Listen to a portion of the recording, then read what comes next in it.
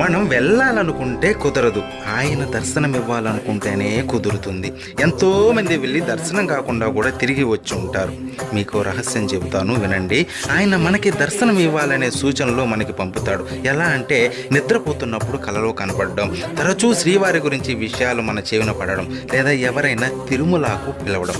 ఈ విధమైన సంకేతాలు కనబడితే వెంటనే బయలుదేరండి కొండకి.